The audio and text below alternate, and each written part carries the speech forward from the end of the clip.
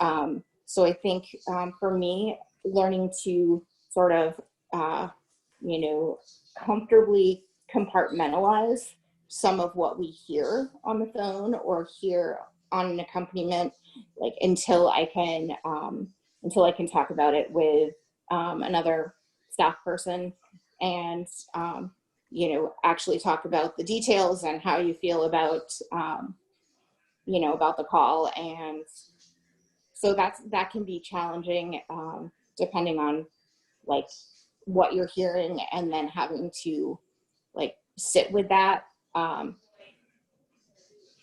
But I think, you know, that's why we're all here for each other, because we can't just go talk to like a friend or roommate, you know, anything like that, which is kind of a unique vantage point for all of us, which I guess leads me back to why night staff is here, is because we recognize that it's hard to go back to sleep if you get a really challenging or intense or just very like even a longer call at 2 o'clock in the morning. You know, that's why we're, you know, all a team at Haven. Like nobody's doing this work alone. Thanks, Jen. Anybody else want to share anything challenging they find in advocacy? Share. I would say the most challenging thing is when you've had back-to-back calls, especially during the week when you got to get up the next morning and go to a full-time job. Just got to pump that caffeine into you to make it through the day. But I would say that's probably one of the most challenging. Yeah, when you've had a really busy night, like, oh, I got to go to work in the morning. So have that coffee. Powered by Dunkin'. For me, I think sometimes the after hours weekend shifts, it's that and I think it's for daytime too, is that we don't have a magic wand. And so someone may be calling you at the worst point in their life, and they're at the lowest of low, and they're looking for help. And I think shelter calls are some of those calls where you want to be able to wave this magic wand and immediately put them into a safe place and, you know, hold their hand and walk them through it. And being able to be comfortable with knowing that being that voice on the phone that is providing them support and believing them and providing them resources is enough. And so I think sometimes, especially when you've had multiple calls, that can be like just reminding yourself that you're answering the phone and you are providing them, you know, what you can at that time. And so for me, it's just not having a magic wand. I would agree with that and add to it. For me, it's the most challenging when you can't help the person. Like we don't have shelter availability. We don't have anywhere else to send them. And sometimes people are not so pleasant about that. And you have to be able to compartmentalize and like, they're not angry with you personally. It's just they're in a crap situation and you have to be able to let it go. Hannah, I just want to say you said that so wonderfully about that being a challenge, because it truly is. I mean, we're all in this work because we want to help people, but you know, the challenge is we can offer what we can offer, but you know, sometimes there are times when somebody will call and they kind of do want that magic wand, and there's a lot of areas in my life that I'd like a magic wand, but doing advocacy work is definitely one of those times that I would like a magic wand as well. Yep. Kara? I was just going to add that probably the most difficult for me is when someone's reporting child abuse or another vulnerable person. And as confidential advocates, it's difficult. We might not be able to help them report that, and we might know the person's still in danger. But we have to remember that we're also a safe person for them to practice telling to, and we can give them the tools to tell if they're not ready to tell. I think we might have a scenario about that coming up if you haven't covered it yet. It's an ones to know how to help people in our role as mandated reporters, and when we don't have information, how to give them the tools they need to help themselves or help others. Yeah. I Yep. can I don't know if this is another question, but I think one of the hardest things too to remember is that sometimes a shift can feel draining, but that's why we're here as night staff. Is that if you are feeling drained or you need to process it, we're here, and I frequently I think it's important to be able to remind yourself that what you're doing, like, you may never hear from that client again. So they may enter into our services and they may get help, and you may learn that they're in shelter, or you may learn that we have helped them get a restraining order and those different kind of things. You may and you may not, but knowing that you answered the phone, I think, is what we have to hold on to, because as challenging as a shift can be, that I think is something that's so rewarding and so important to hold on to, because this work is a lot, but it's important work. And so, like, awesome for all of you being here and going through this training, and doing this, but I want also to remember, like, the good side of it, as challenging as it can be. Yeah. Thanks. Thank you, guys. And now, what is a positive call or accompaniment that you have had? Night staff. Kara. My first call as night staff, I remember that. That was a call where a woman was calling from out of state across the country, and she wanted help getting back to New England. And I didn't have the answers for her how to get back to New England, but she just needed to talk and process and weigh her options. And I couldn't give her any textbook answers. And at the end of the call, I was wondering if I helped her because I didn't have the answers. But she said, "You know what? I'm so glad I called and talked to you, and now I know what to do." And she hung up. And even though I didn't think I helped her, I did. And that was really rewarding.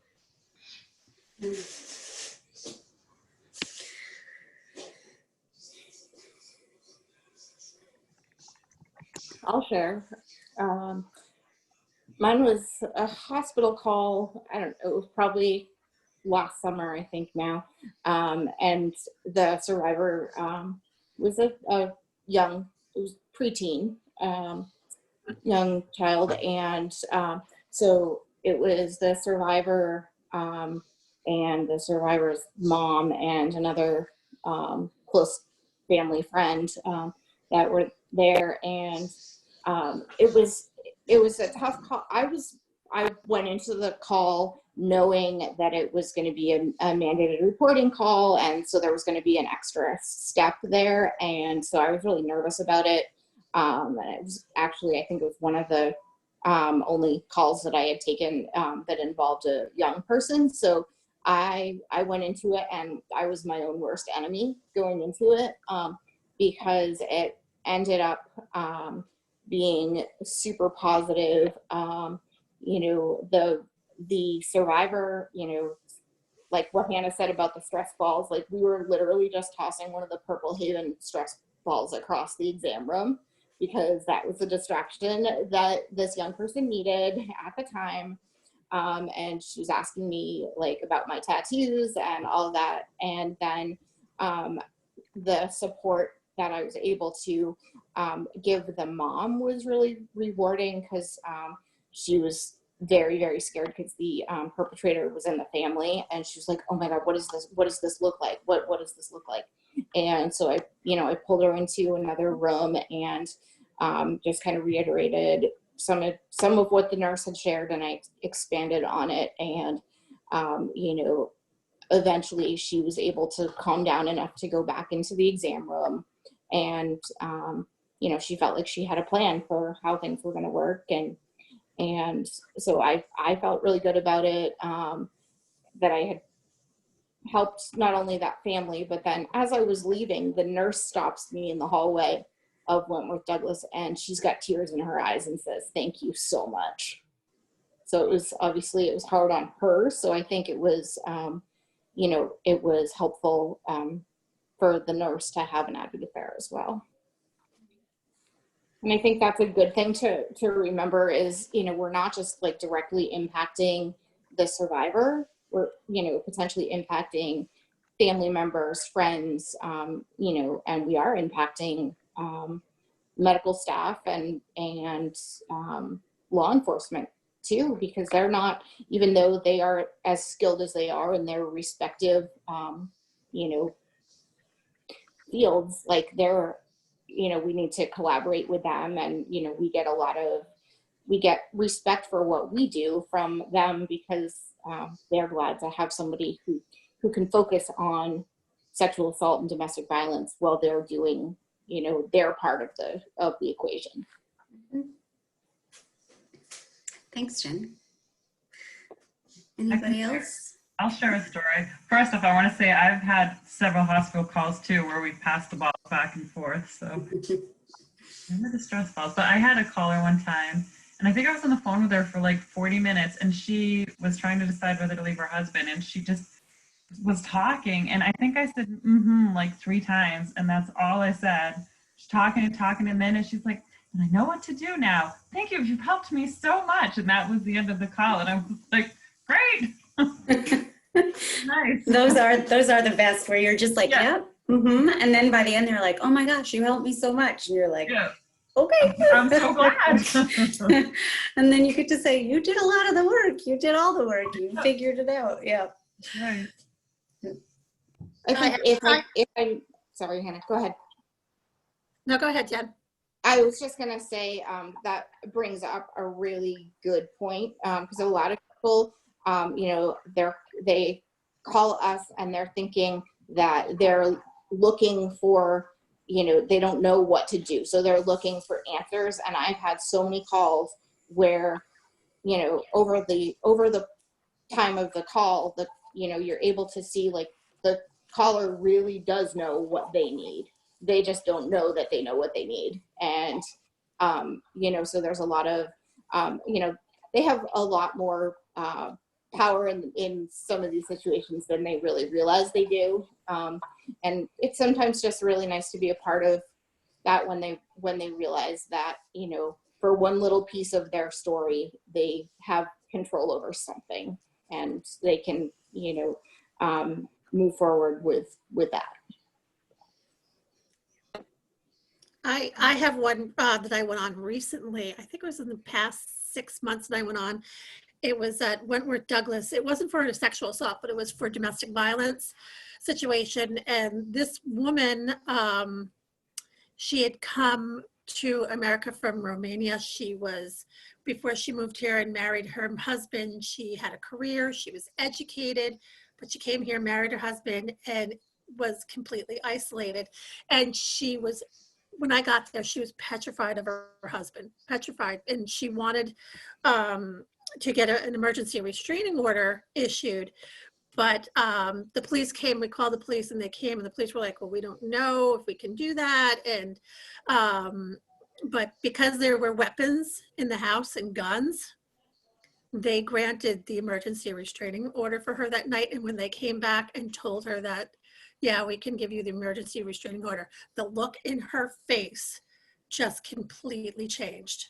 Like she went from scared to like relieved that, she can go home, and she didn't want to go anywhere else because she had a 2-year-old daughter. So she didn't want to leave her daughter and go anywhere else. And this was her only option, was to get that restraining order and get those guns out of there, and that she can go home and have some peace of mind. But that was probably the one recently that I had been on, and just how thankful she was that I was there. Like I didn't say much, but I just sat there with her and talked to her about her options, and she was just grateful to have somebody there to talk to her. Real quick, I think for me, honestly, any hospital call that I've ever been on has been really rewarding. I think, one particular, it was a college student who her friends didn't believe her, and she wasn't really sure of what happened. And the night ended with me walking out with her to a taxi. and her going back to a dorm room by herself. And she was like, can I have a hug?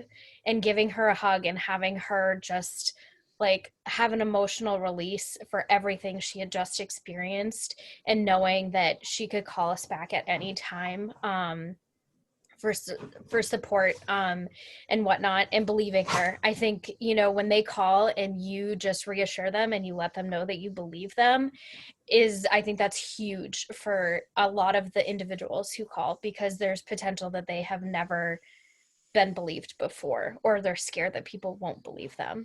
And so, you know, just hearing that in their voice when you say I believe you, is always just very fulfilling.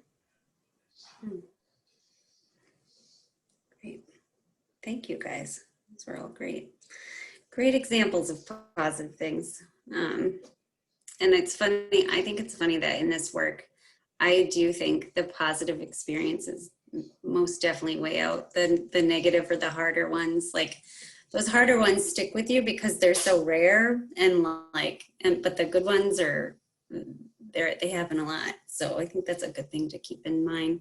And as advocates, we don't usually get to give advice, but night staff, if you have any advice for our new advocates, you may give them advice now.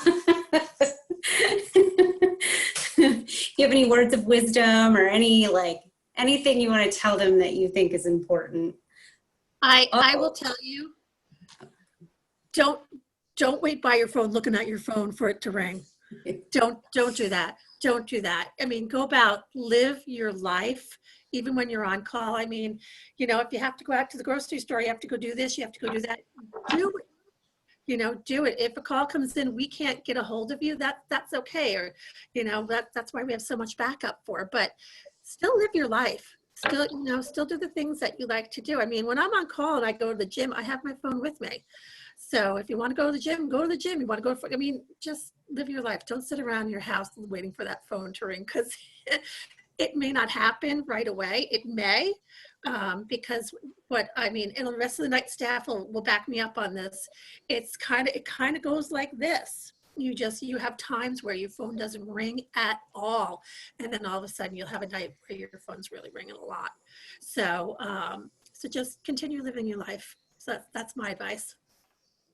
And days are like that too. Some days it just rings and rings and rings and we're busy with accompaniments. And then other days it's slower and a little more laid back. So if you're in the offices or an AVAP or an intern, I'm sure your supervisors will have projects for you. So anyway, anybody else advice or, and also if, on top of this advice, if you'd also like to share, any practices you may have in letting go of, like at the end of your shift or at the end of a call, how you kind of let go and don't carry your work with you all the time. I can share. Two pieces of advice.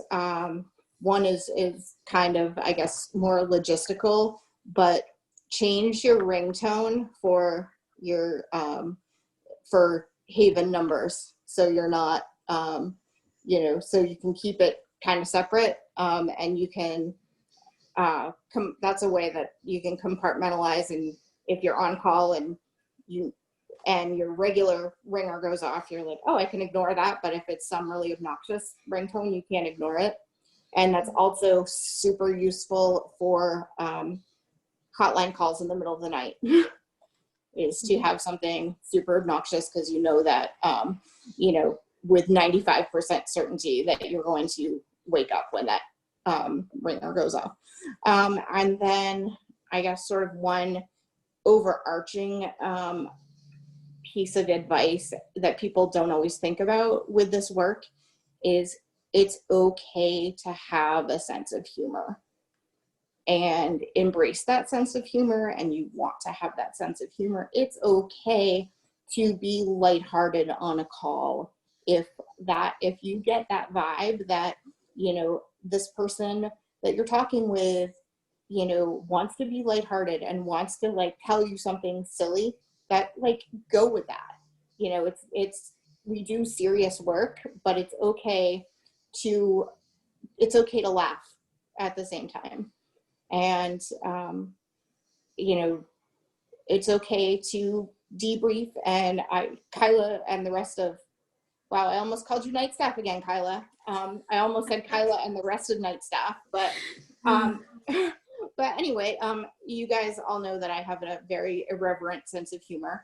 And you got to have a sense of humor in this work, because you'd have to hold it all in if you weren't able to just let some of it go. And I guess so that leads perfectly into the last part of your question, is being able to literally, even if it's saying out loud in your bedroom at 2 o'clock in the morning, oh my God, I can't believe that just happened, or touching base with anybody at the office or whatever. Don't feel like you're this terrible person because you're being lighthearted about a call that had some really difficult subject matter.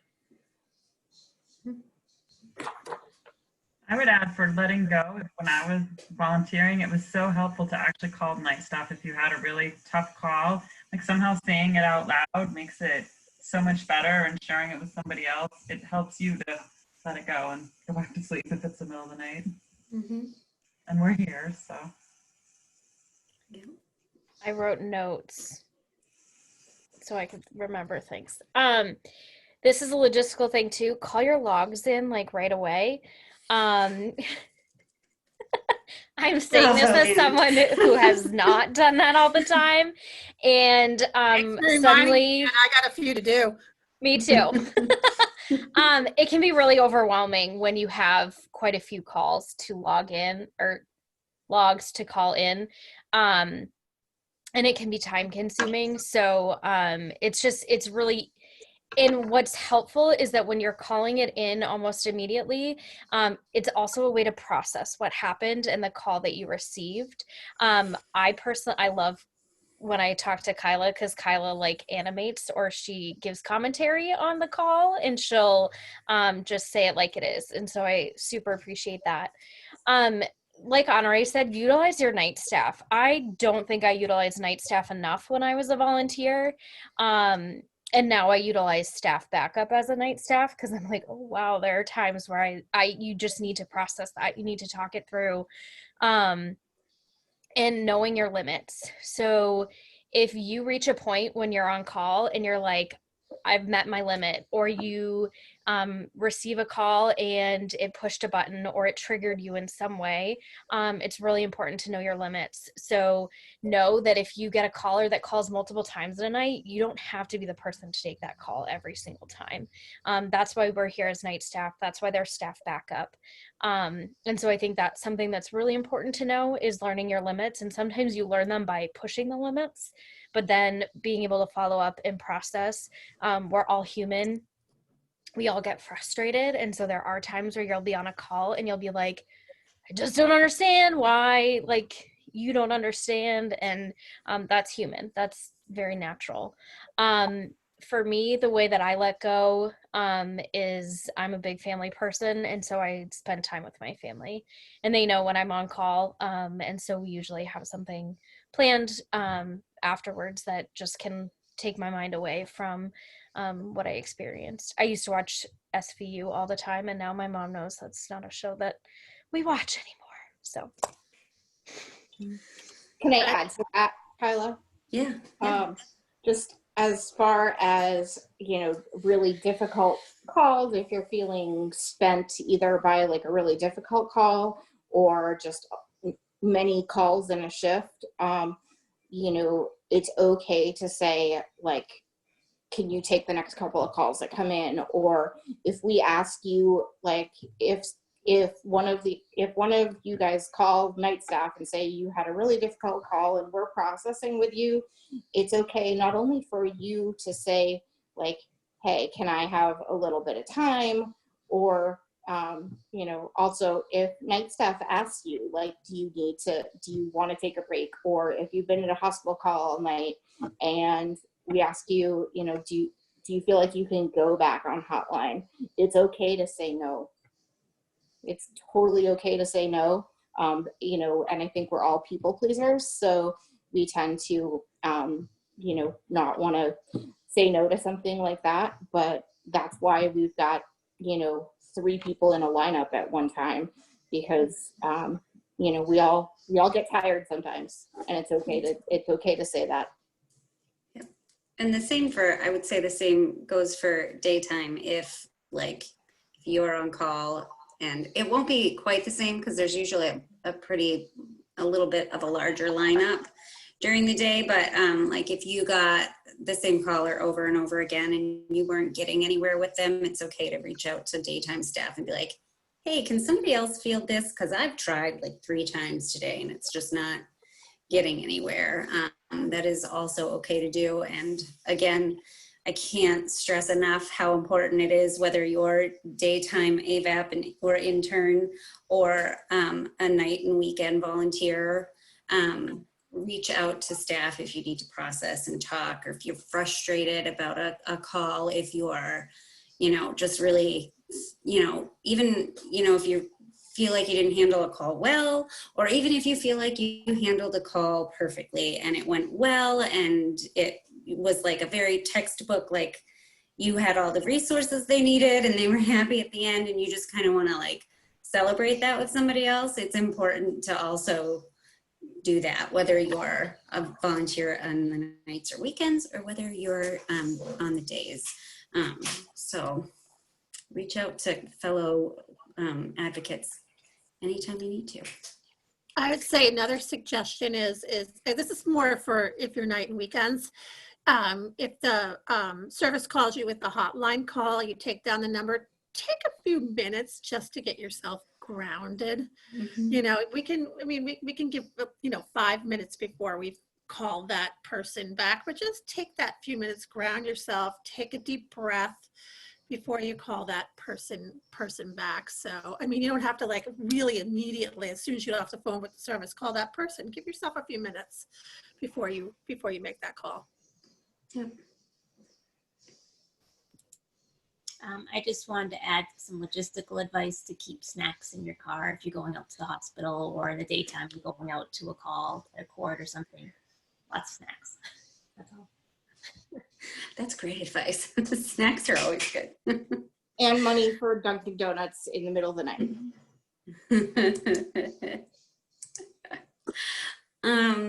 Thank you, night staff. You are all wonderful. Does anybody have questions for night staff, or in general about anything? Because we do have, it's almost 7. So we do have, I have some scenarios. I think we're just going to do scenarios with night staff, and then you guys can answer, and then you can also see how night staff would handle certain things. We're going to revisit a couple, I think, or a couple we've talked about already, but it's kind of good to have night staff's point of view. But does anybody have any questions for night staff or Erin? Yeah, I do. So I was wondering if you've encountered situations where you need to ask somebody like their pronouns, or you think that they might be non-binary. I have not run into that. Have you guys? I have not. I think one of the ways too is you can always start off by introducing yourself. Whenever I answer, or whenever I call, I ask their name and they would say yes, and then I would say, I'm Hannah calling from Haven, and you can always add your own pronouns, and so say I use she, her, hers, you know, and open that conversation, because there are times too where you'll get a gender neutral, or you'll get a name where you're unsure if it's a who the caller is, and so that can sometimes, you just don't know, and so you can definitely like introduce yourself by using your pronouns, and I think that's a great way to be able to start it off. Mm-hmm. And then they may feel comfortable to share their pronouns with you as well. Thank you, that's really good advice. Mm-hmm. I've had something similar come up before, not about gender identity, but for people that you can tell are hesitant to, share the gender of their partner or their perpetrator, and so one of my biggest things is, if they're not specifically, revealing a gender, talking about someone else, just use whatever language they're using. And I've found that to be something where if I keep using the language that they're using, eventually they'll see that I'm respecting that and not assuming and not saying he or she when they haven't said either one. I've found that really, helps some people eventually feel like, that it's a safe place to reveal, things about whether it be gender identity or, sexual orientation or assumed sexual orientation, which, will sometimes get, if it is like a male survivor and a male perpetrator, almost always you'll hear, but I like women, like, and people sometimes feel like they have to say that defensively. And so I just always, my default is to match the language of the survivor. And I think that goes a long way. And Hannah, I love your suggestion, by the way. I think too, a lot of times you run into with lap calls is that you don't always know the identity of, and I always get it wrong, perpetrator, right? The perpetrator. So I always say perpetrator or who is the assailant, and then they can identify who that individual is. So sometimes they'll say it was my boyfriend or my husband or my fiance, and they get to share what they want to share with you. And so you don't ever want to assume that because you're talking to a female that it was a male assailant, or that if you're talking to a male, you don't ever want to assume. So I think just using as neutral of terms and then matching what they're using is also really important, because you don't ever want to downplay or over or define something for them. So matching what they're using, if they're saying, I think I was assaulted last night, don't ramp it up.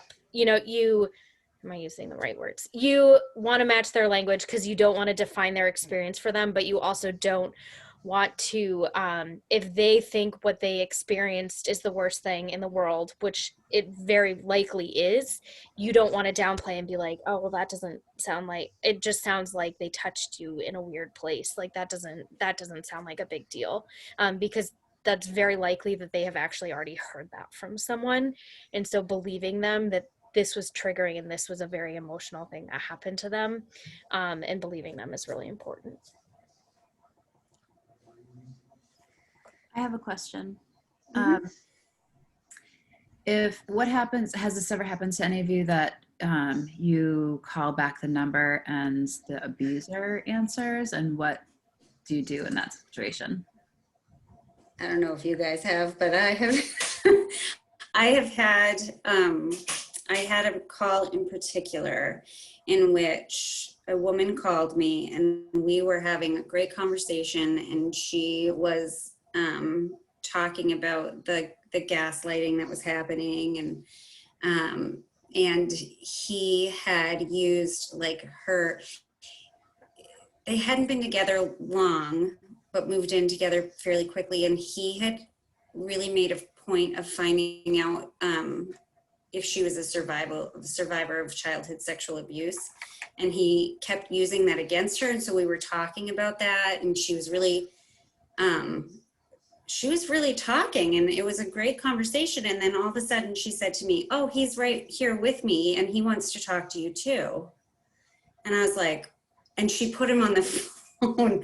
And so he started right away talking to me and trying to manipulate me. And so at that point, what I did was I said, well, I started the conversation with so-and-so, and I'd like you to put her back on the phone, please, so that she and I can finish our conversation.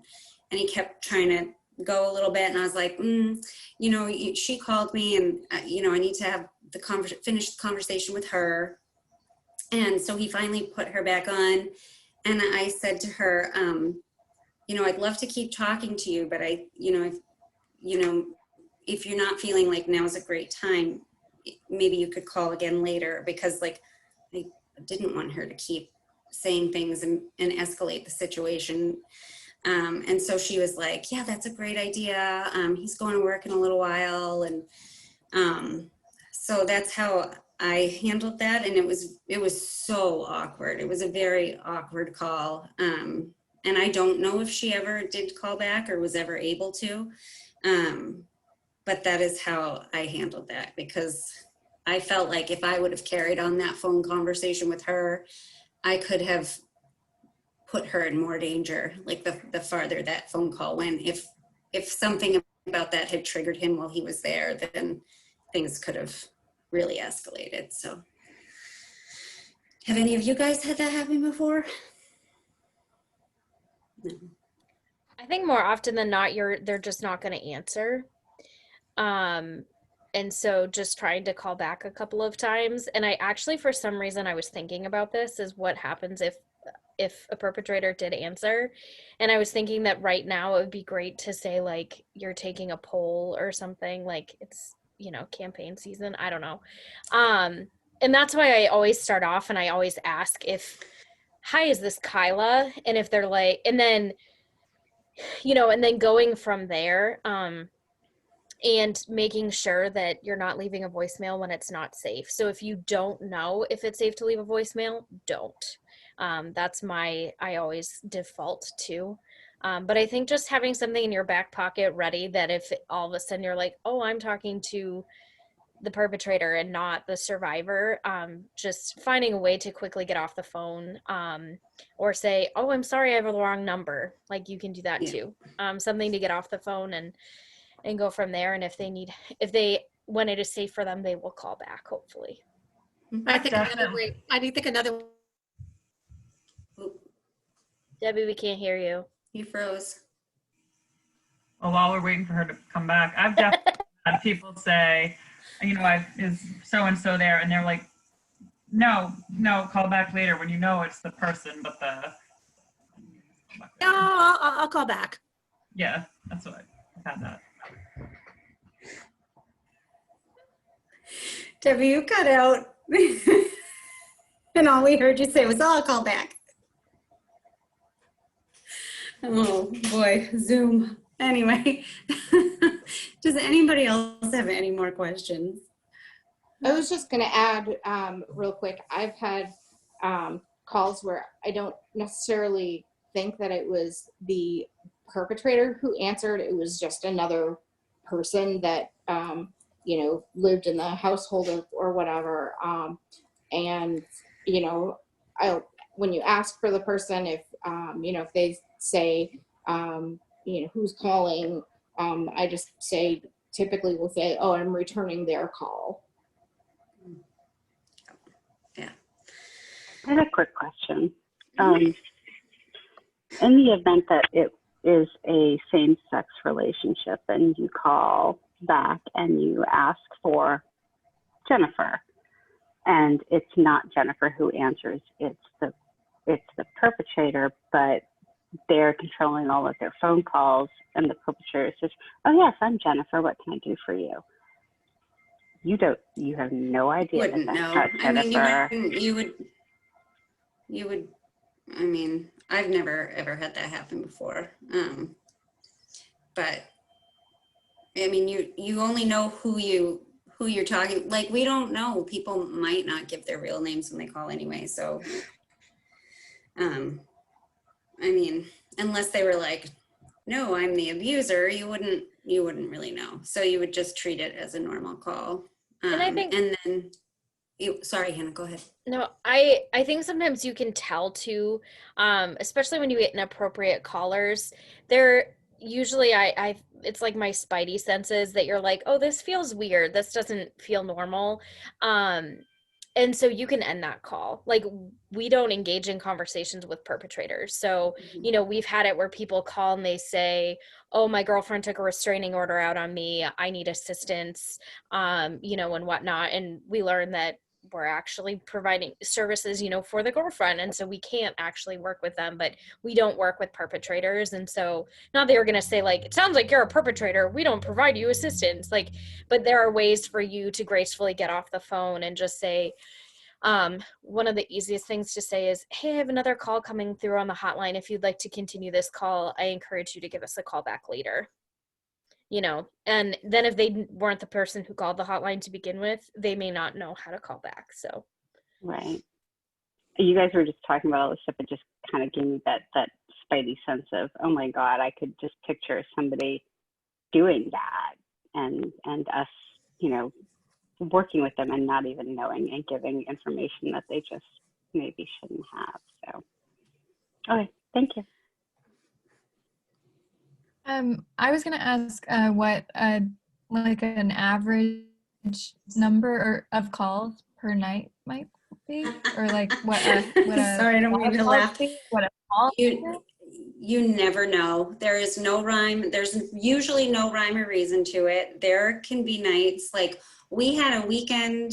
It was the beginning of August that we had 22 calls in one weekend. Like it was a hopping weekend. Like, and there was no predicting it. But then you can have like last weekend, I think there were only maybe a total of like 5 calls all weekend.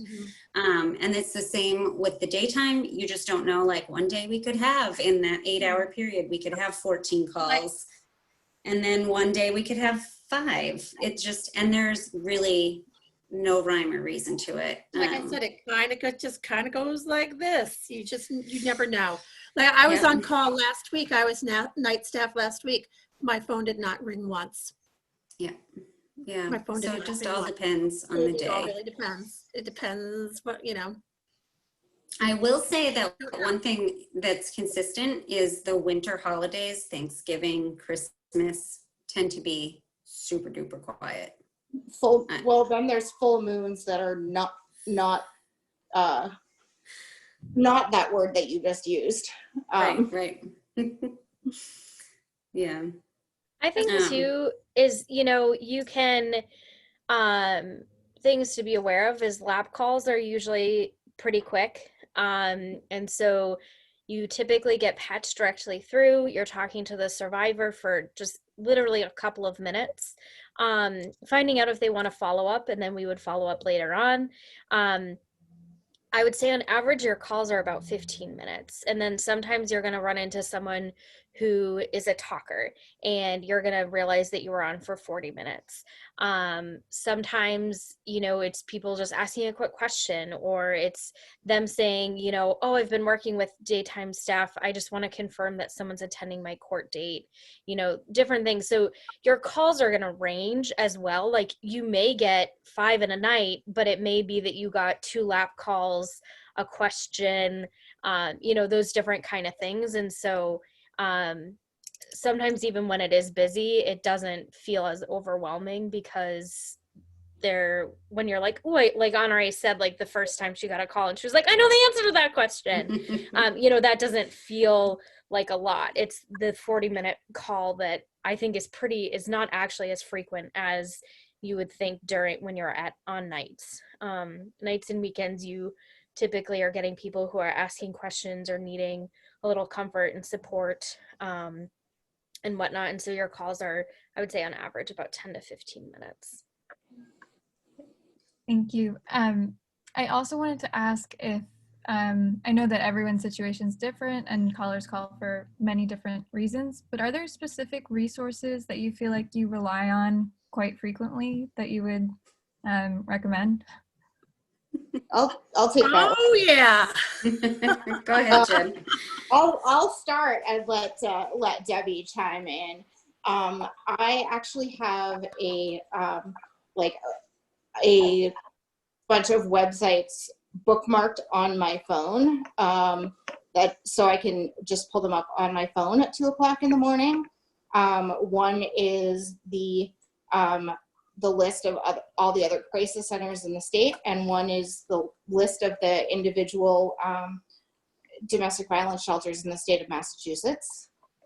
And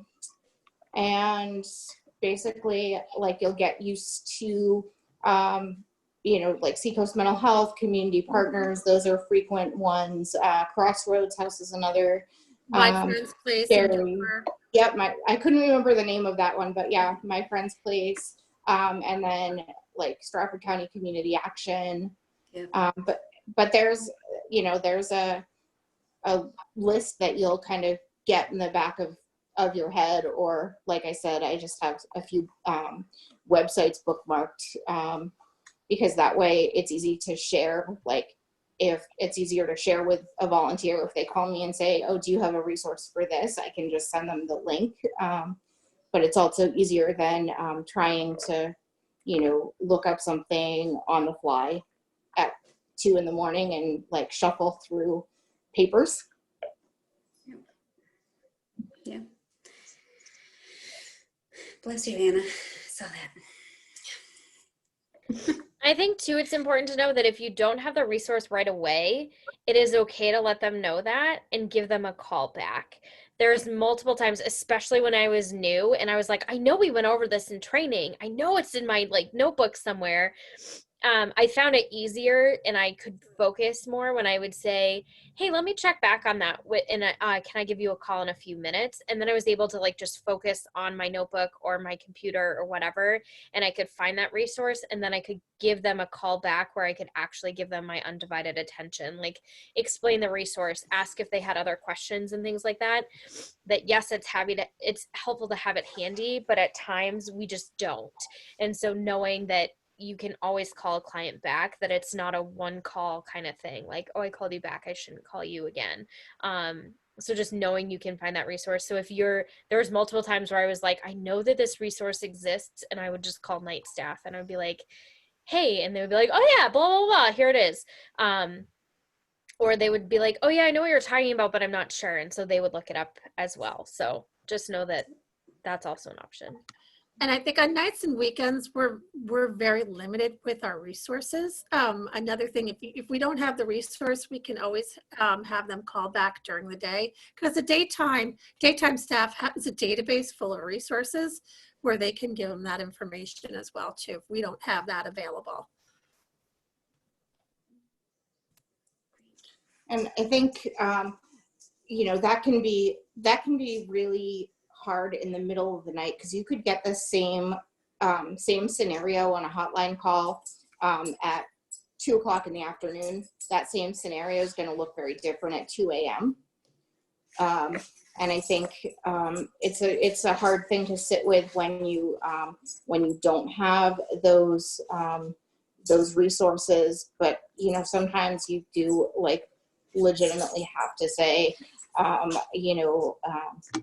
there's, you know, I encourage you to call back, you know, on Monday morning. There are, more, there's resources available that it's okay to say, I don't have access to that information on the weekend. It's okay to, you know, tell it like it is. And then I've found actually sometimes that if a caller knows that resource is out there, even if they can't have it right then, or can't call that other number right then, as long as they know that there's a resource out there for what they're looking for, that can sometimes like tide people over until they can actually contact that particular resource. All right. Thank you, guys. All right, let's, if you have more questions, that's great. You can park them in the chat and we will get back to them at the end, but I do want to get to some last scenarios because it's our last chance. So I'm going to screen share with everybody. And then we will, maybe. All right. There we go. Let me close this down. All right. So challenging hotline calls. Identify strategies to stay in the advocate role. Explore the difference between empowering and enabling, and enhance the ability to appropriately screen shelter requests. So those are our goals for this. So scenario 1, Sue calls the hotline for support. She's crying and says she needs to talk to someone. She has 2 kids, one with autism, and is about to lose her housing. In addition to that, her car just broke down and she can't afford to fix it. She moved here with her abuser and has no friends or family to reach out to for help. What do you say? And remember your V's. So let's give our DU advocates a chance to field this, and then night staff, you can fill in with any suggestions you might also have. Okay. Anybody want to tackle this? Anybody want to be brave enough? Well, the first thing I would do is probably go through, like, because she's crying, maybe like go through some deep breathing with her to get her a little calmed down so we can actually talk about her situation and she's not as heightened emotionally. And then once she's probably calmed down a little bit, just like thank her for calling. It must have been like very hard, and like especially being a mother and not have that situation. That's as far as I would go, because I'm unsure about the housing, because like if our shelter had space, she seems like a good candidate, and from what I know, because she doesn't have anybody. But I would also look around to see other shelters in the area if ours were full. Mm-hmm. Mm-hmm. Anybody else tackle it? I would validate for her that it must be very overwhelming, must be lonely and overwhelming that you've just moved and you've all this going on and you've all this fear, and then try and just offer her some suggestions in relation to the support of Haven, that perhaps she could make contact during the day and we could walk through some of her options with her in terms of what housing might be available. Mm-hmm. Yeah. She seems like she has a lot going on. So I would ask her to just let her narrow in on exactly what it is exactly that's really getting her upset and causing her to cry. Maybe ask her what prompted you to call tonight, and then go from there to see what her response is, and then help her walk through that and process it. Yeah. Yeah.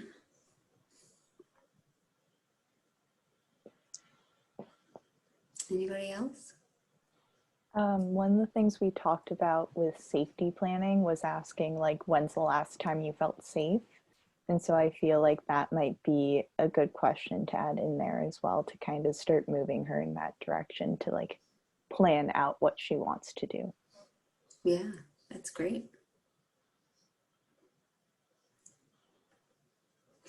Yeah, and to add to that, Olivia, the getting some money together and trying to figure that part out. Like, does she have money? Oh, she says her car is broken down, but does she have access to money? Can she start saving money? That kind of thing.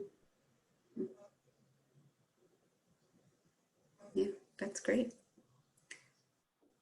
Anybody else?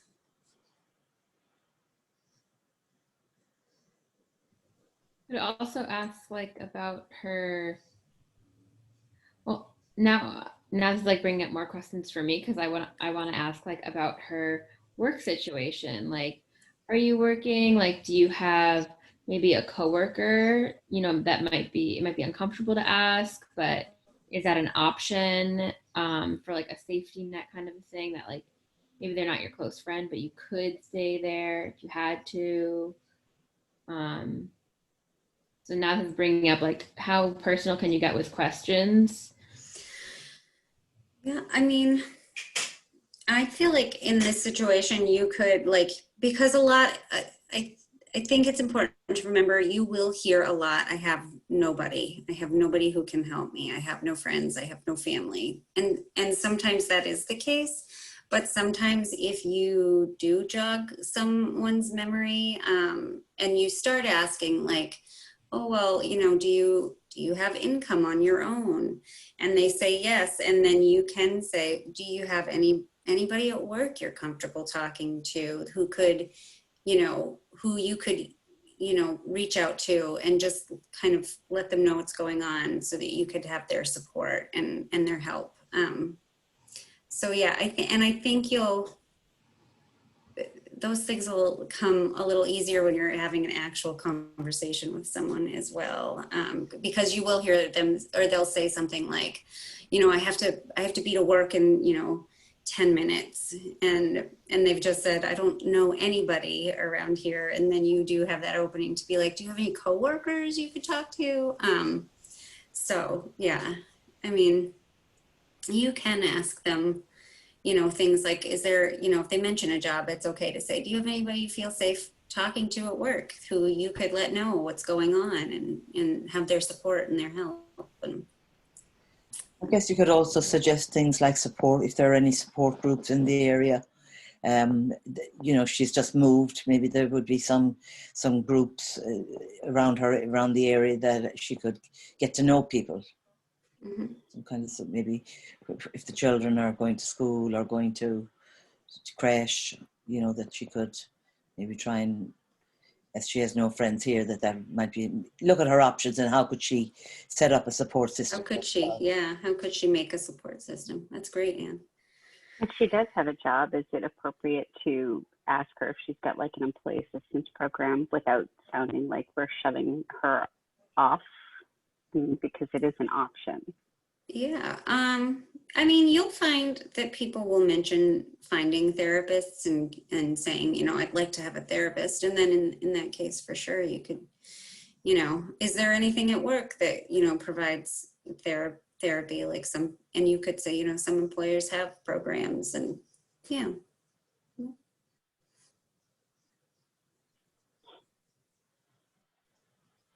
And hasn't Haven got a list of counselors and stuff?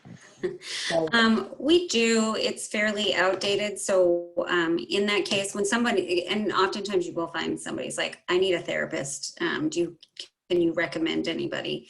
What I've been doing is recommending psychologytoday.com, because they can filter in if they have insurance, if they don't have insurance, they can filter in like how far mileage wise they want to look. They can, you know, specifically look for females or males.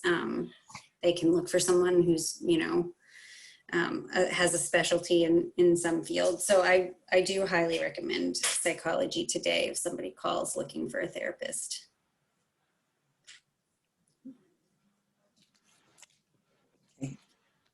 Night staff, do you want to share any insights you might have on this particular scenario?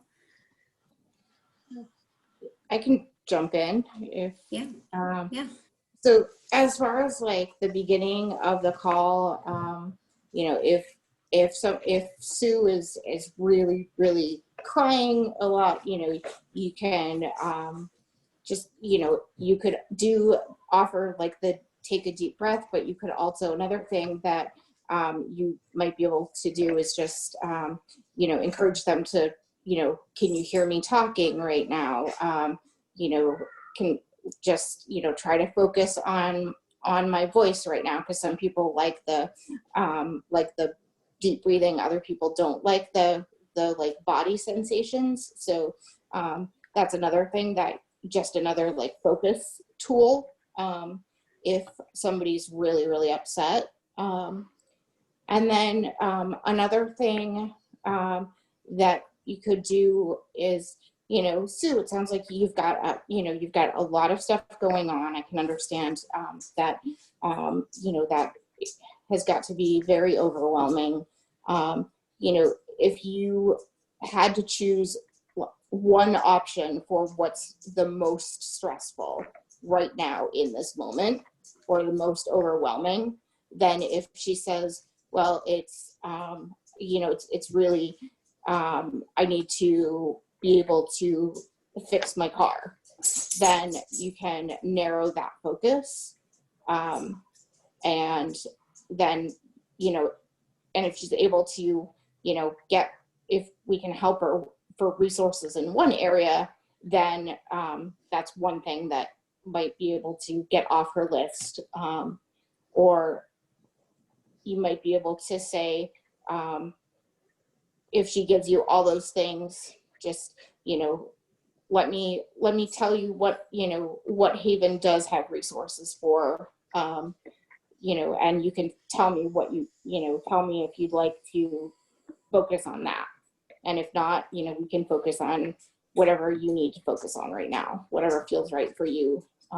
That's a line that I use pretty often is, you know, whatever feels right for you in this moment. And that's where I'll stay with them on the call. Mm-hmm. I find too, if somebody's crying and they can't focus, for me, a lot of times it works to ask them like a specific question about, oh, what's your kid's name? You have 2 kids. What's your kid's name? Or how old's your kid? Or what's your dog's name? And then they'll calm down to answer the question. And then we can circle back to, you know, what can I actually help you with in this moment? Once they're not crying, they're less emotional. It doesn't always work, but good luck with that.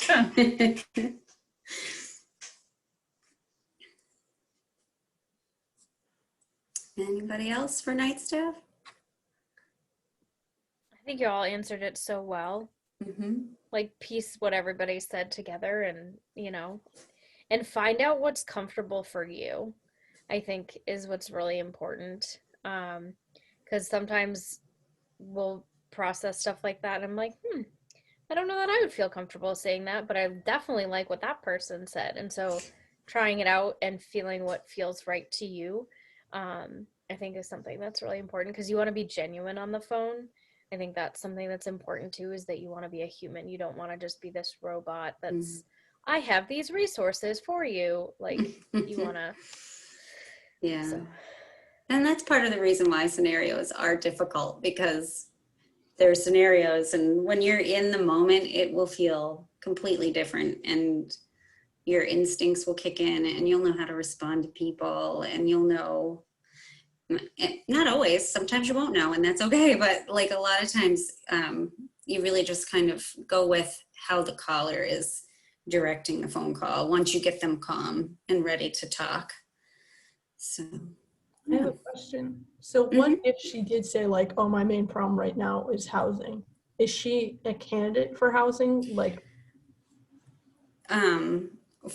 well, it would all depend. Do you want me to pick that one up, since I was bringing up the whole thing about choose, like if she wanted to choose one thing that is like super stressful? Yeah, no, I don't mind tackling it. Okay. It would be, you could definitely talk to her about housing authorities. Like if she were like ready to leave, you could talk to her about like options of where she could go in the interim. You know, at that point you could, you know, find out if there is imminent danger, and because this is not telling us any of that. But if, you know, she sounds like someone who could be referred to Cara, our housing manager, that you could always suggest she call back. If this is in the middle of the night, you could suggest she call back. If not, you could refer her to Cara and see if, you know, if that's a possibility. And you could also refer her to like start, like if she was lower income, like if she said, you know, she had like a job at TJ Maxx or whatever, and you know, they probably don't pay enough for you to kind of live, buy a house and do all those things. But you could suggest she apply to like housing authorities and things too in the area. So, another resource is to refer them to their local welfare office as well. Mm-hmm. That's a good resource as well too. Absolutely. All right. Do we want to do another one, or does anybody else have anything? We can move on to the next one. All right, let's see. Oops. Oh, and then we're doing overwhelmed callers. It is very normal for callers to be overwhelmed on the phone, and sometimes they don't even know where to start. So you can let the caller know that they're not alone, validate their feelings and ask about their priorities. What prompted you to call tonight? I heard that somebody said that. That's good. Offer to connect them to resources to meet their needs and ask about coping strategies to provide emotional support. Consider encouraging the client to take some deep breaths and breathe with you. And you guys did all that with that last one. It's pretty impressive. So scenario 2. Mary calls the hotline upset about going to her daughter's upcoming baby shower. She says she knows her ex-husband will be there, and he has been abusive during their marriage years ago. She starts going into detail about how she doesn't have the directions to get to the shower and how she doesn't think her son-in-law likes her. Then she starts talking about how her car is making a weird sound and she can't find a car mechanic close to where she lives. What do you say? And remember these. Anybody want to tackle it?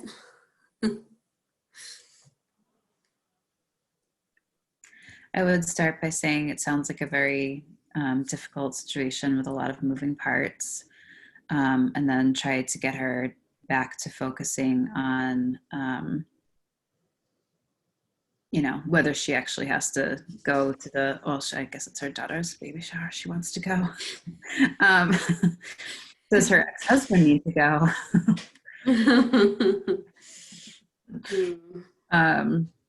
But just, it's because it sounds like she's starting to go around in circles, and maybe it's like,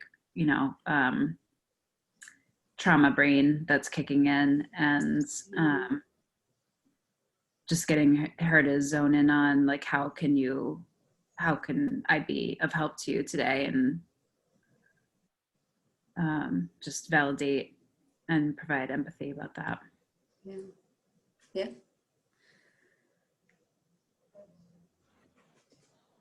Maybe ask her about the ways that she's taking care of herself as the time gets closer to the shower.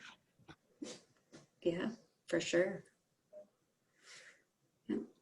Since it sounds like she's kind of spiraling, maybe if she sounds like she's hyperventilating or anything, like have her point out something in her room to look at or like tell me about, just so that she can ground herself. Mm-hmm.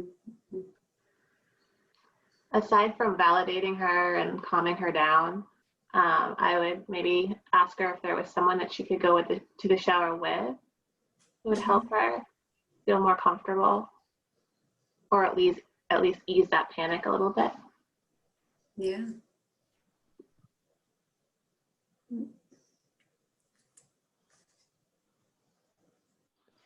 I think I'd ask her, again, I'd validate that, yeah, there's a lot of parts, there's a lot of things happening in this situation. What is your biggest concern in all of this? Mm.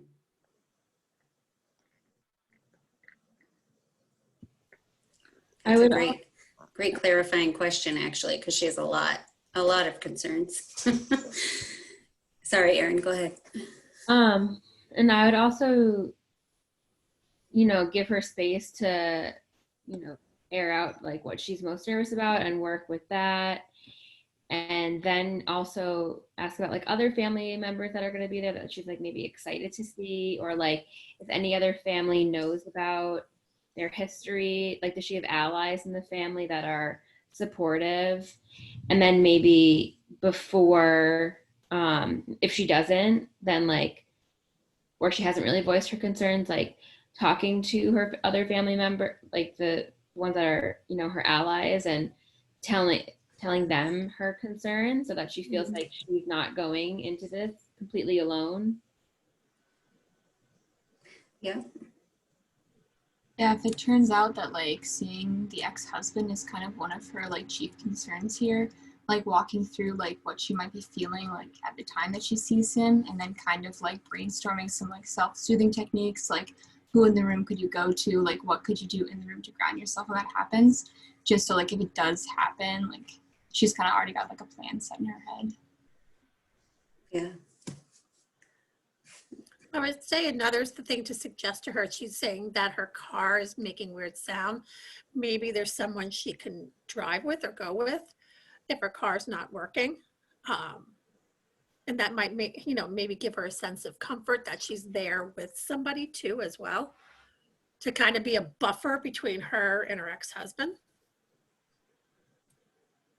I was also thinking, like, she obviously has a lot of thoughts, and if it's going to set her back that much and she feels like it's so unhealthy, like, I think validating that, like, it's her choice if she goes or not.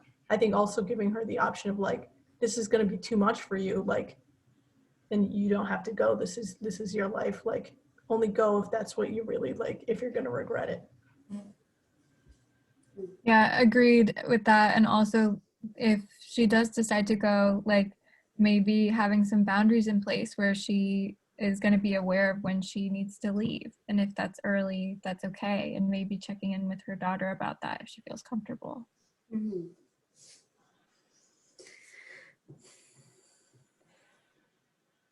Yeah. I think it's depending on what she would prioritize, any of the things you were talking about, or, you know, even in terms of the car, kind of brainstorm a bit with her how she could find a mechanic. You know, how could she go about finding a mechanic, you know, using the internet or the local newspaper or a friend, or, you know, just like basic stuff like that about how, because even getting our car, which is kind of a small thing in a sense, really, for us, for some of us maybe, she doesn't even know how she can go about getting a mechanic close by so she can get her car fixed. Yeah.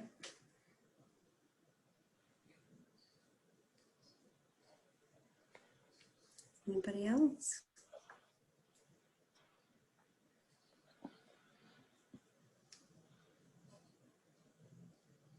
No?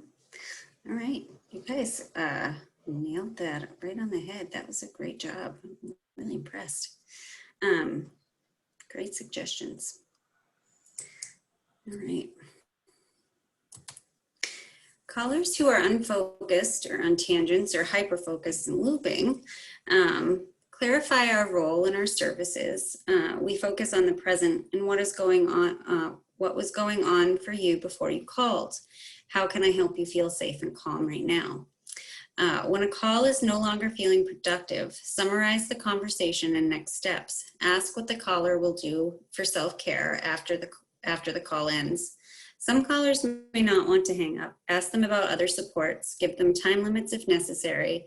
Encourage self-care. Our role is to empower, not to enable.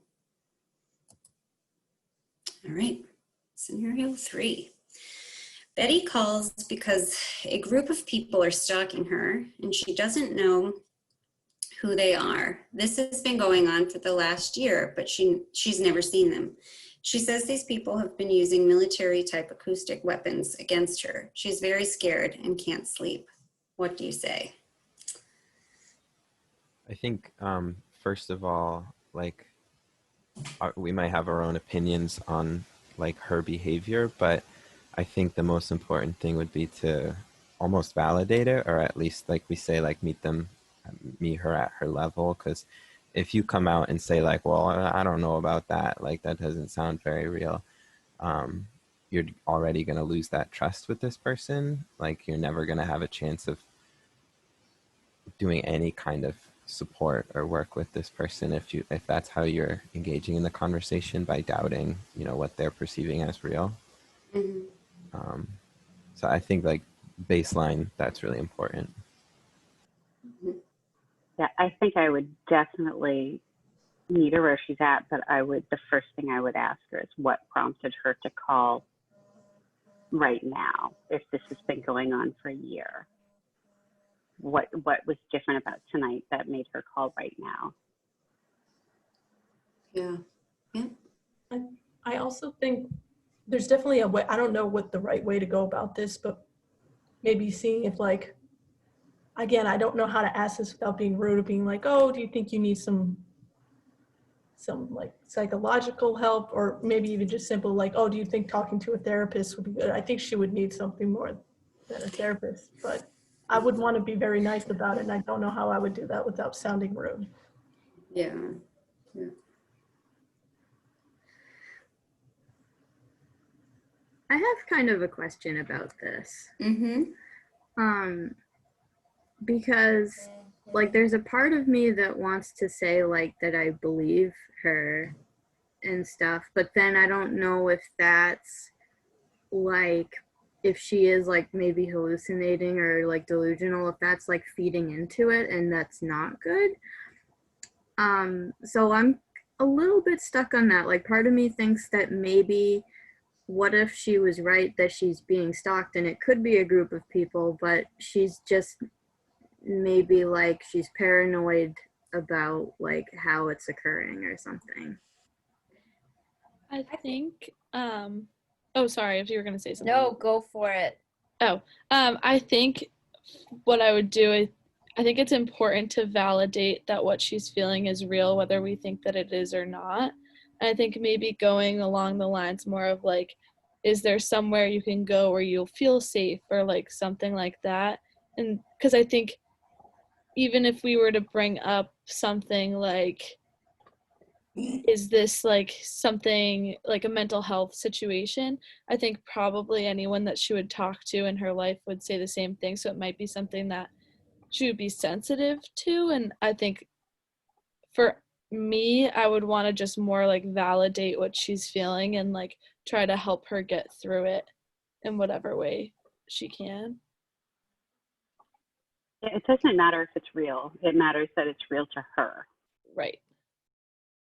Yeah, I don't remember if it was on a Haven call, but like in somewhere in the past like 2.5 weeks of training, we heard this. I heard this story where somebody was telling this story about a police officer who went and did like a wellness check, and it was a pretty similar situation to this, where a woman was like concerned that like her neighbors were like controlling her mind with like radio waves or something, and the officer like told her to wrap herself in tinfoil to block the radio waves or something. Like, just what Tracy said, like if you can kind of creative problem solve to help the person with what they're dealing with, like it doesn't matter what they're dealing with, that's still the goal. One of the things that someone had said earlier was asking them the last time that they felt safe. And so I think going back to that, or finding out what does make them safe, where do they feel safe? Do they have someone that makes them feel safe? Because it's not on us to diagnose them, or that would be our assumption that they would want a resource to a therapist, but they may not.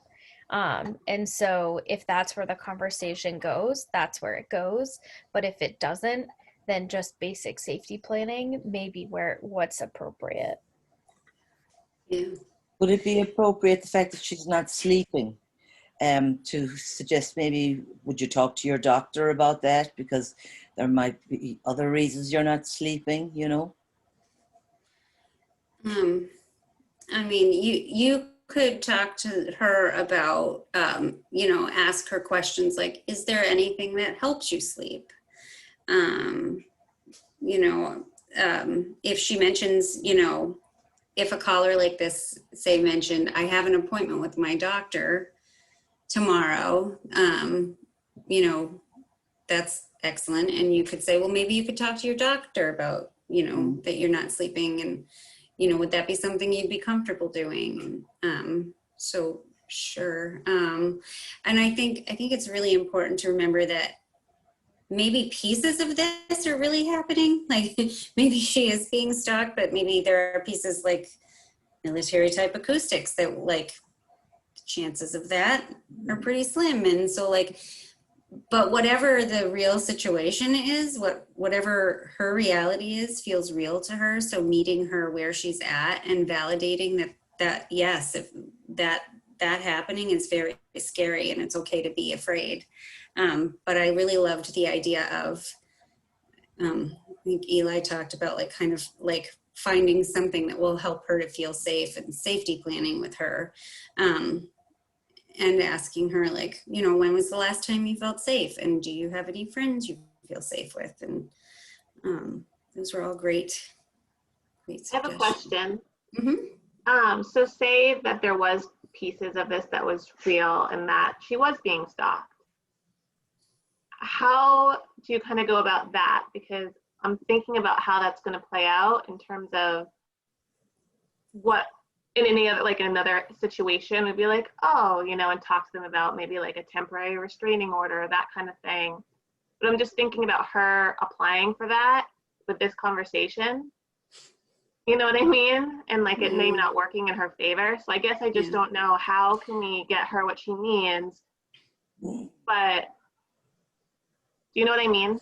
Yeah, I think, and that's a great question. And I think in a situation like this, you know, she's saying that it's a group of people, so she doesn't know who they are even. So a stalking order wouldn't even be possible. You know, even if that piece were true, and were reality, that wouldn't, there'd be no way for her to really do that. So again, like bringing it back to how to help her feel safe and validating that she does feel afraid and that anybody would feel afraid with those things going on, but finding a way to help her to feel safe. Yeah. Thank you. I just think I'm getting, like, I work in a inpatient psychiatric hospital, like in the ER. So I've seen this happen. Like I've dealt with patients, but I've dealt with patients once they've come in, like once they've been brought in. So like, of course I've seen this scenario before, but like, I just think I need to differentiate between my job there and like what I do here. I can't tell them, oh, this is a psychiatric emergency, because that's a different position I'm in right now. Right. So I just gotta make sure I gotta stay away, like make a clear boundary between the two things. Yes. That's really great that you acknowledge that, Kelly. That's because you would in your other job totally handle this very differently than we would handle it. That's a great I was just observation. gonna say that same thing to you, Kelly, like setting that boundary and realizing that the responses are different. But the help, that this might sound weird, it might not come out right, but the help that you can give them is similar in the sense that, you know, this person's reality may be, you know, different than our reality, but, you know, she's still in a lot of pain and has a lot of, you know, a lot of things going on and is pretty fearful, just like somebody who is, you know, maybe newly admitted because of a psychiatric crisis. So deep down, there's a lot of similarities there. And, you know, times that I've gotten calls like this tend to be like in the middle of the night, and it's going to be harder, like Kyla said, to actually connect with those resources in the middle of the night anyway. But I think, you know, always really validate that fear. And, you know, I'm really glad you called, you know, and then, you know, even if we know that, you know, our reality is very different from theirs, I think we can still provide that same level of emotional support, even if we're listening to a scenario that, you know, is based on something that may be specific to their reality at the time. Awesome. You guys are amazing. I'm so impressed with your answers and your thoughtfulness, and amazing. Good job. All right, let's do one more. Let's do one more scenario, and then because it is quarter of 8, we're almost done. So exciting. And then hopefully that'll leave maybe a little time for questions if anybody has any, and then we can finish up. So let's move forward, maybe. It's not working. There we go. Callers with mental health issues. We meet them where they're at, validate their fear, it feels real to them, focus on how they can stay safe, take care of themselves, and other supports, counselors, case managers, physicians. What can you do to get through today or tonight is a great question to ask. Pass on their information to a supervisor as a heads up. We are not therapists and not here to diagnose people or offer therapy. So you guys, I mean, you handled that really well. And I do want to visit the pass that name on to your supervisor piece. So for nights and weekends, that's a really important piece, that if you take a call like this that you pass that on to night staff or staff backup, because if they keep calling back, this may be somebody we want to put on a staff only list, or make sure they go to night staff. Or even if you take a call like this, you let your night staff know, and then they call back later and you feel like you've done all you can, it is okay to pass a caller that is really tough for you to handle or to help onto your night staff. So I just wanted to point that out. And sometimes that can be a really positive thing, because sometimes I know this has happened in circumstances that I've been a part of. You know, literally someone could say, well, this isn't helping me. And, you know, the next time an advocate talks to them, they might have said very similar things. And all it is, you know, a different approach or a different person. So sometimes that variety can really be good, not only for us as advocates, but for the caller as well. Because sometimes you just, especially, you know, they're calling a hotline, they're talking to a stranger, like basically they're going on, you know, the vibe of the person they get. So they might not feel comfortable with one person, but they might feel totally comfortable with the next advocate they talk to. Mm-hmm. Mm-hmm. So it's not personal at all. So it's okay to say like, hey, I need to pass this on. And you know, don't feel badly or judge yourself because you chose to, you know, pass something on to another person. Mm-hmm. I'm actually going to skip ahead. I wanted to revisit. So that was a scenario about callers with giving a lot of detail. You'd want to educate the caller on our support line, keep conversation focused mostly on feelings, discuss concerns about re-triggering. Sometimes lots of details can be appropriate or productive, but it may be difficult for you to hear. If that happens, like if somebody is calling and disclosing for the first time, they will often give a little more detail than someone who has talked about what's happened before.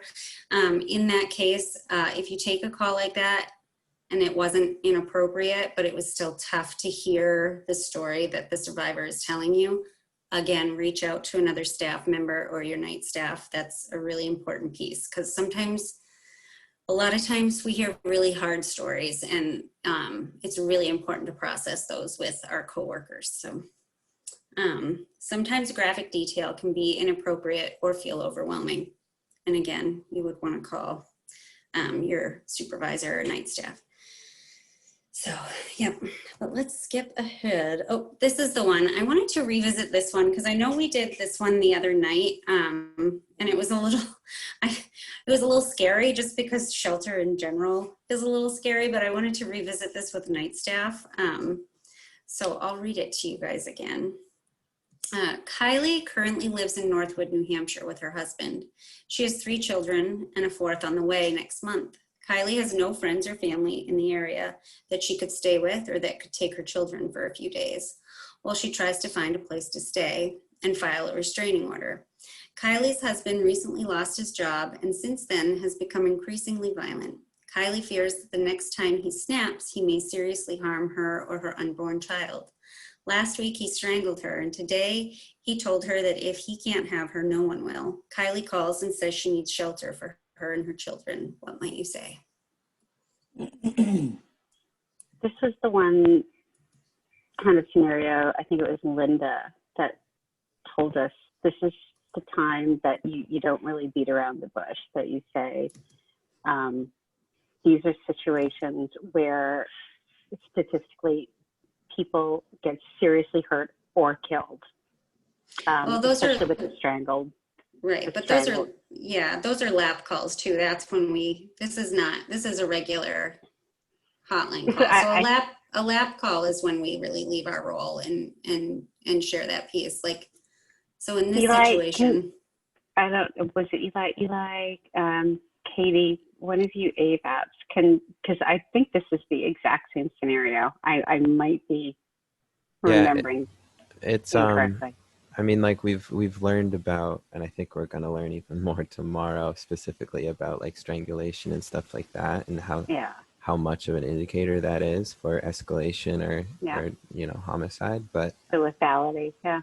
I mean, I don't remember. I think specifically the way that we've been directed to kind of leave our role in that way was specifically referring to lap calls.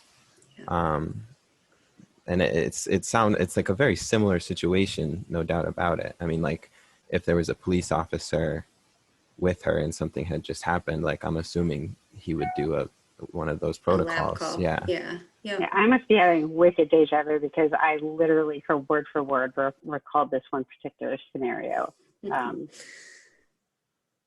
So I might be in having deja vu. the lab training, you're definitely right. This is the same one that we had done, but it was before we did the lab training. So now that we know about the lab, what you would say to this person is you would definitely not beat around the bush, but what we would say to this person is, similar, or people that have been in similar situation as yours have been seriously hurt or killed. So I'm concerned for your safety. Yeah. Thank you, Katie. Those are the words.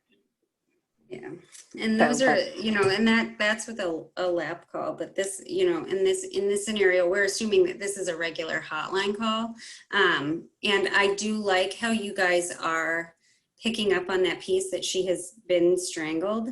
And so I think in this situation, it would be really a great idea to ask her if she needs medical attention now is probably the way you would go about this, because if my fear is if someone's calling the hotline and she knows she needs somewhere safe to go, but she also might not be ready to hear something like that, so that could kind of scare her off a little bit. So but addressing that piece of yes, she has been she's been beaten, she's been strangled, and addressing it in a way that you would say, do you need medical attention now? Are you injured right now?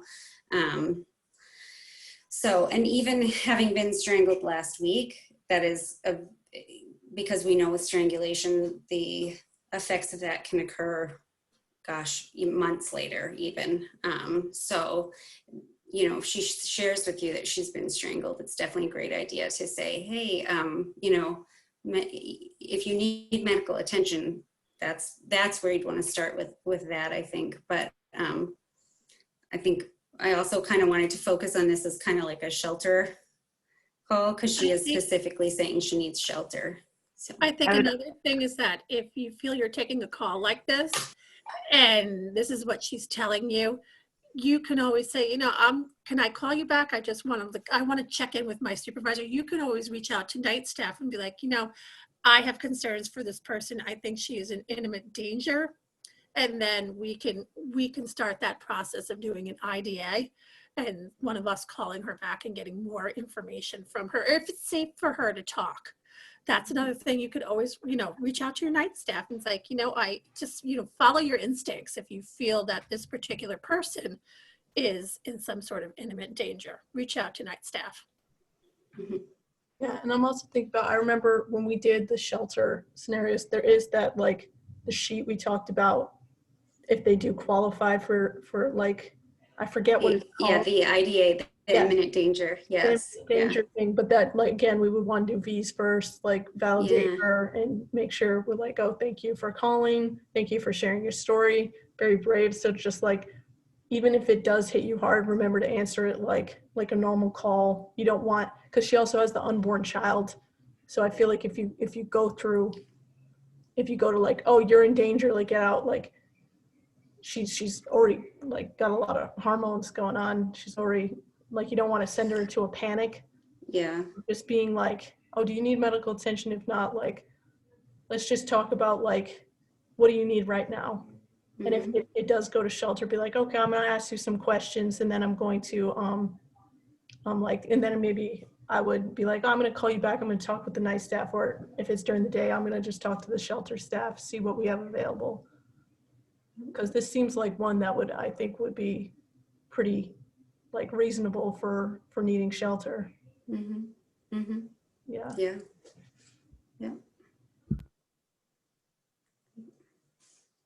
Anybody else? Something that's important to remember is even if we believe that it's reasonable for shelter, we may not have space for shelter. And so we always have to do the IDA, which feels really hard, especially when we're doing an IDA and we know that shelter's full. So like we're full right now.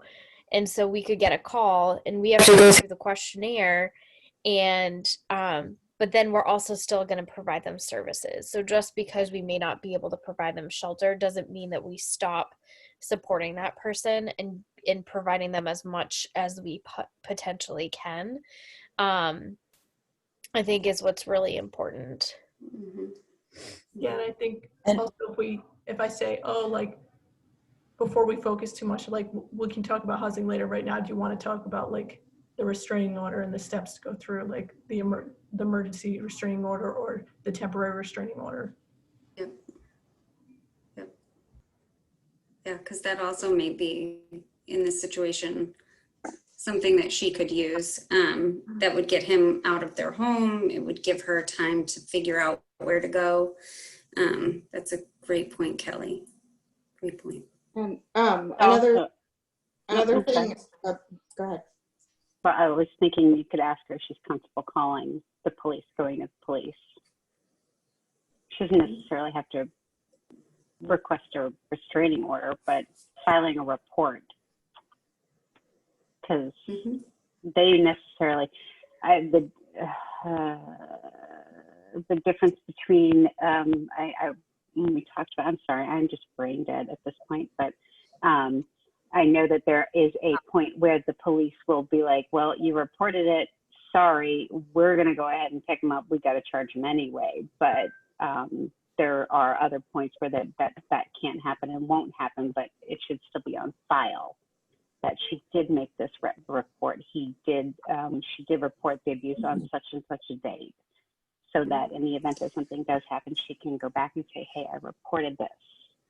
Yeah, and she could actually, I've had scenarios kind of like this where the survivor has gone to their local police station and reported. And even though it's not technically a lap because they didn't respond to a call, the officer has called it in as a lap, which is great because then it does get her in touch with us. So yes, reporting to the police at any time is Would you okay ask her if she could afford to go to a motel or something temporarily? Yeah, you could talk to her about like if that's a possibility for her when you're brainstorming with her of things she could do to be safe for sure. Yeah. One of the first things, I'm sorry if this is already said, but one of the first things I'd ask her aside, like after the V's, is she safe right now? And kind of go from there to see like what the best situation would be. And also, I don't know, I know we're kind of in a more, there's a lot going on here, but also maybe go over with her, like we talked about triggers and like what his triggers were. Mm-hmm. To maybe help prevent some of their behavior. Yeah. Well, you guys Kyla, did can I throw wonderful. something in about shelter? Yeah, absolutely. And then we'll end this up because it is 8 o'clock. Yeah. Time got away. So first off, shelter, don't be, judging yourself if you find it overwhelming or confusing or difficult, because it is overwhelming and confusing and can be difficult. But there's, there are other things to, consider as far as shelter too, because someone might be completely appropriate based on their domestic violence circumstances, but may not be appropriate because of other circumstances. They may not have transportation. They may, for example, if they have an active substance use disorder, So there's pieces that, you know, that we don't always know about with shelter, you know, with shelter calls. And that can be hard because we could be sitting there on the call saying, yes, she's very much in danger, but, you know, we can only offer so much. Like if someone says, no, that she doesn't have transportation or something like that, you know, and it's 2 a.m., like there's not a lot that is out there, unfortunately. So it's a hard balance as an advocate to balance that sort of imminent factor with other factors. Mm-hmm. Thank you, Jen.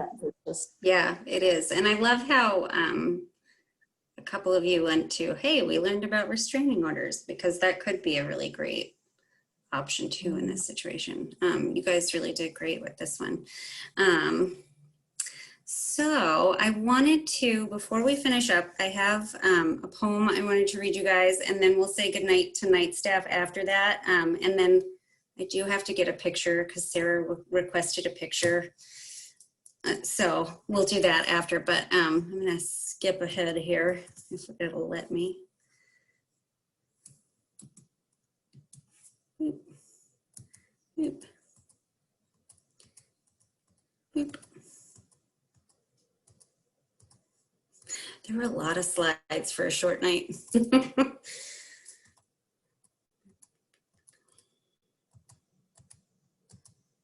Sorry. All right. There we go. All right. So this is one of my favorite poems, and I really think it's a great way to end our time together. And I just wanted to read it really quick to you. Come, stand among us, you, the nameless, identity hidden, never spoken, forced out into the open. Stand among us, the women who will keep your eyes safe, who stand beside you, body to body, weapon by weapon, glorious future to finished past. Stand among us, survivors, victims, the dead and the living, the hanging on, I can't see that, sorry. Hold on a second, I'm gonna stop sharing because I can't see all of that. I'm really sorry about that. Boop, boop, there we go. Sorry. I'll start over again. N is for night, a healing spell for survivors. Come, stand among us, you the nameless, the identity hidden, never spoken, forced out into the open. Stand among us, the women who will keep your eyes safe, who stand beside you body to body, weapon by weapon, glorious future to finish past. Stand among us, survivors, victims, the dead and the living, the hanging on, the numb, the self-destructive, the soul stolen, the broken. Stand among us, you, woman on the subway, you, child bride, you left behind the dumpster, you, niece of a bad uncle, you who changed your mind, you who never asked for it, you who never told a single soul. Stand among us, feel the heavy in your arms reaching into the heavy of others. Feel your power, the stem of your plume, a kaboom, through the earths, beneath the earths, between you. Feel the danger of your presence, your aura outpulling a wolf's instinct. Feel the hearts that have beaten in unison, the bounty of your body not owed. Stand among us without a name, without a label, without a haunting, without a curse, in silence, in solidarity, in identity, in anonymity, in grief, in release. Stand among us, we are your carried blood, your varied faces, a singular voice that must sing. Stand near us, men, not just with eyes, but those who choose to see, men of compassion, men who are defenders, strong listeners. Stand near us, men who are not protectors, but men who are teachers. Stand near us and speak to your inherited violence, to the genes that seek to harm us. Speak to your brothers. Speak not on our behalf, but from our corner, and stand among us. We are everywhere, and we know the work that must be done. Come now, come. And that's by Amber Tamlin. She is an actress, a director, and an author. So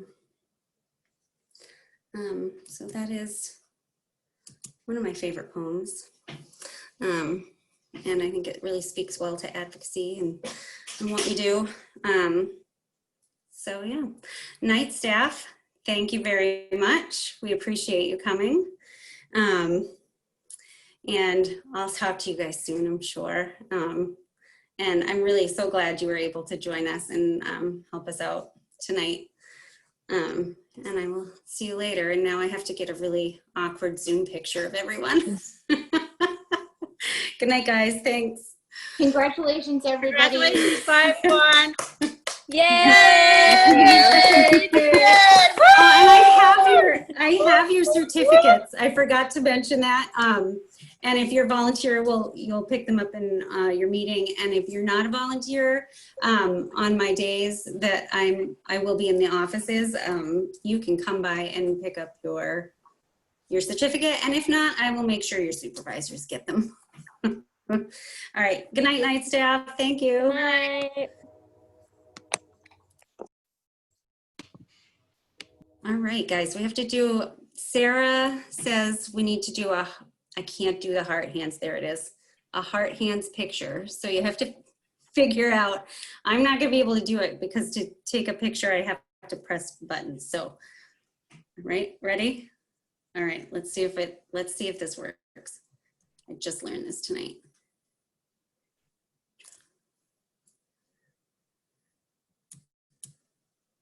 All right. Oh, I think it worked. I think I did it. Let me get one more just in case. All right. Ready? My face is going to be like.